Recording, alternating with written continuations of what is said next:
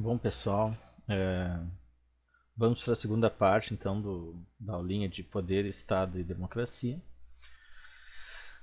Se vocês prestarem bem atenção, vocês vão ver que essa parte aqui foi modificada por questões pedagógicas mesmo, né? Para ficar mais claro para vocês em relação ao poder, Estado e democracia parte um. Mas a outra parte que foi explicada na parte um continua a mesma, igualzinho. É só aqui para ficar mais claro aqui.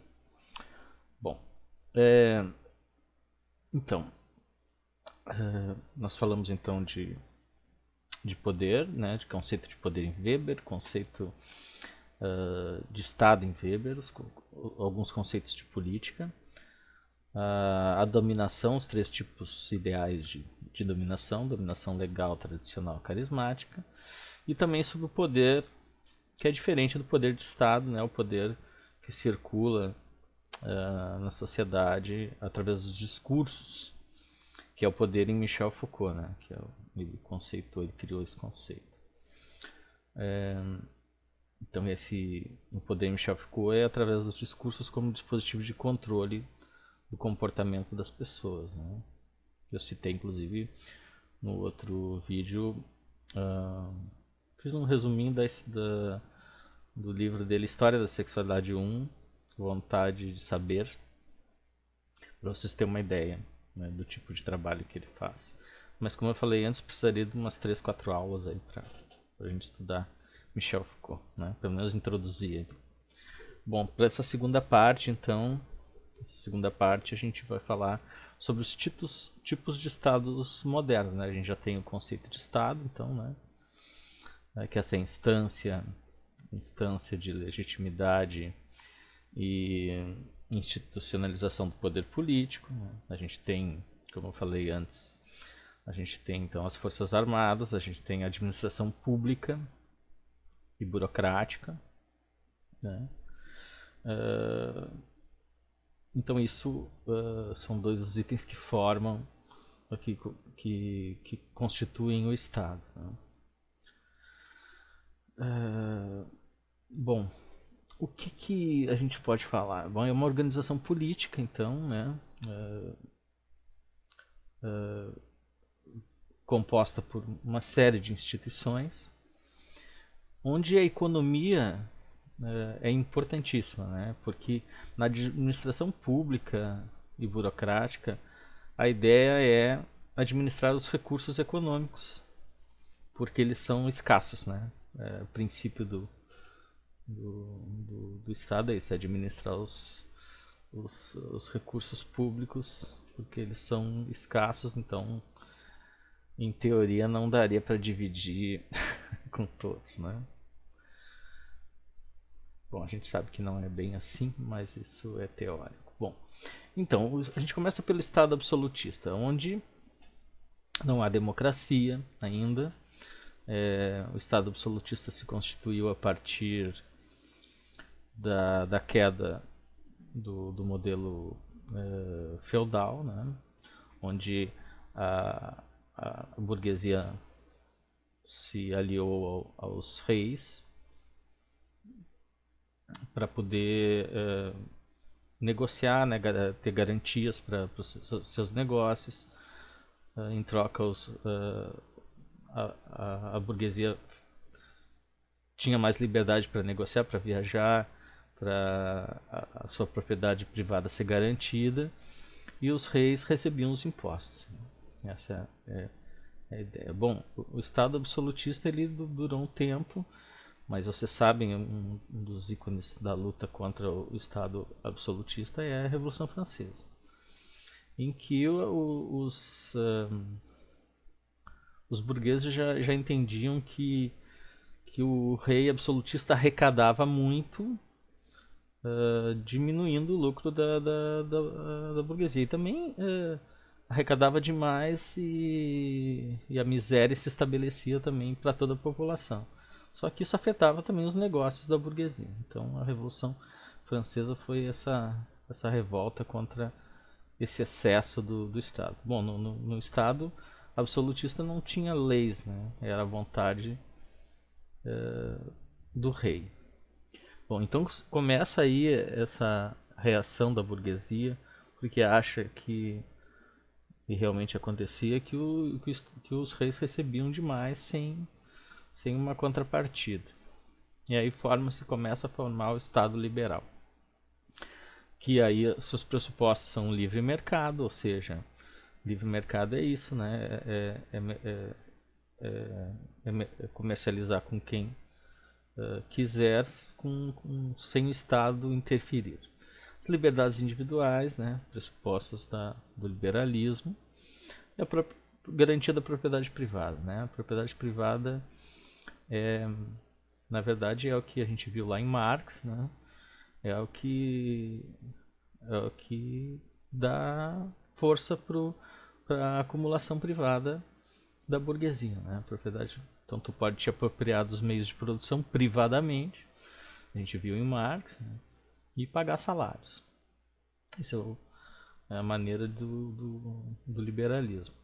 Bom, isso funcionou um tempo, mas a gente sabe que um livre mercado sem nenhuma regulação e controle de algum governo,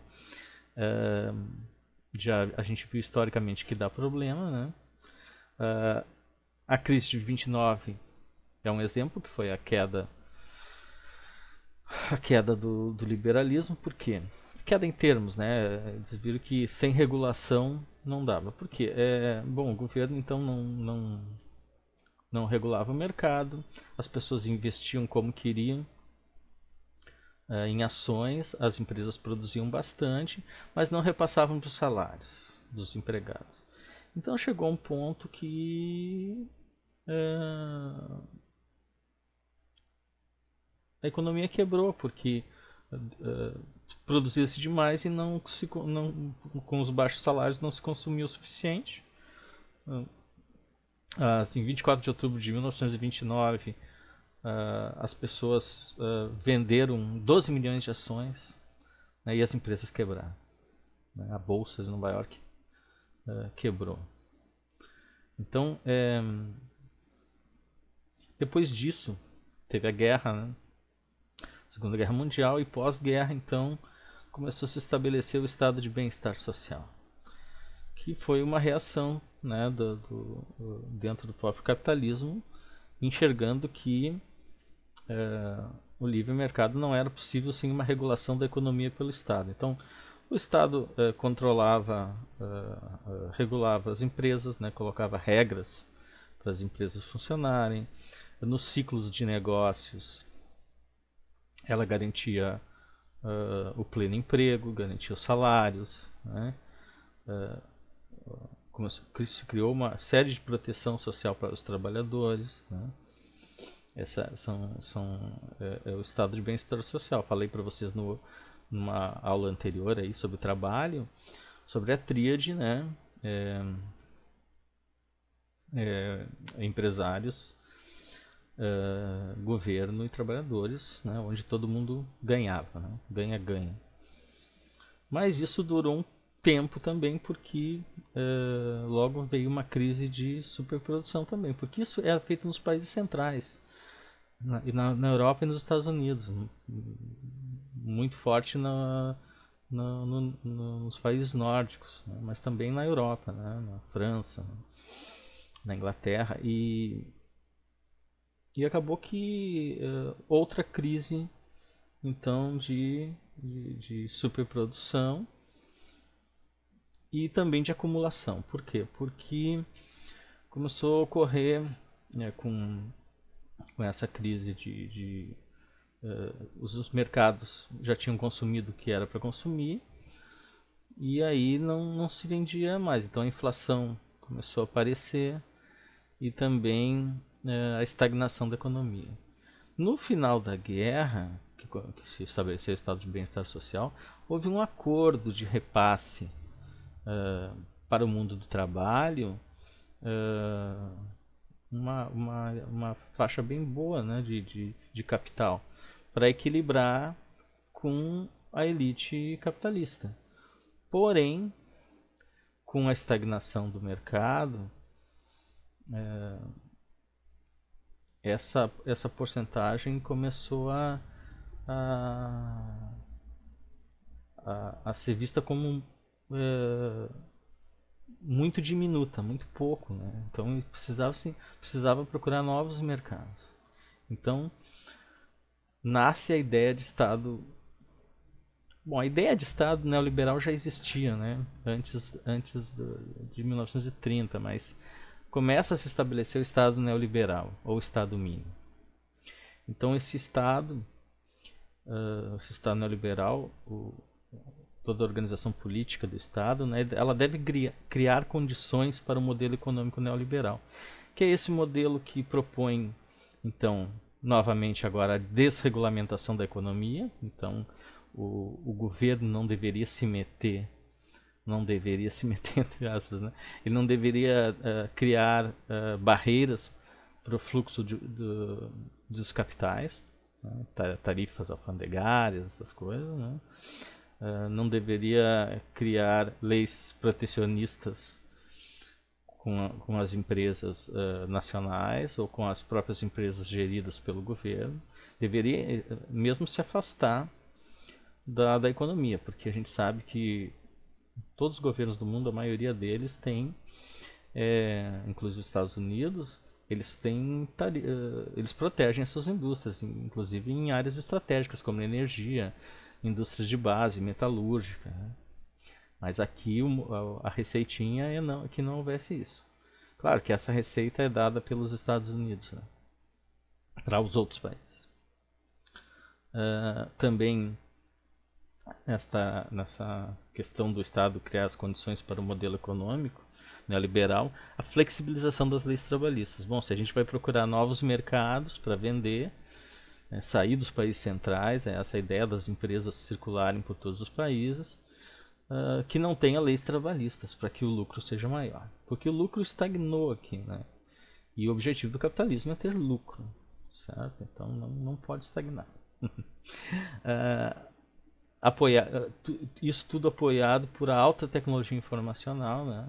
Sabe? Internet e todo o controle que se pode ter, tanto da produção quanto dos investimentos, né? Bom, isso acaba com a flexibilização das leis trabalhistas, né? Quer dizer, diminuição dos direitos sociais, aumento da desigualdade social, né? Precariza então o trabalhador, o trabalho se torna precarizado, né? O Estado não pode mais interferir na economia, ou interfere muito pouco. Há um aumento, aí, a elite no fim do estado de bem-estar social, que foi nos anos 60, né? Não falei isso, ela recupera a sua concentração de renda, né? E é isso. Bom, essa crise da mudança do estado de bem-estar social para o modelo neoliberal a partir do começo dos anos 70, né? O estado de bem-estar social ele funciona de 45 até os anos 60 muito bem, com a crise de superprodução e acumulação, né? Se estabelece então nos anos 70 o estado neoliberal. Bom, a gente vive nesse estado até hoje, com todos esses problemas que esse modelo econômico produz, né? O aumento da desigualdade social, o aumento da concentração de renda, né? O desemprego estrutural, certo? Bom, falando um pouquinho de democracia agora, a democracia então é um regime político presente no estado estava presente no estado liberal, no estado de bem-estar social, e pode ou não estar presente no estado neoliberal. Na maioria dos países, sim, né?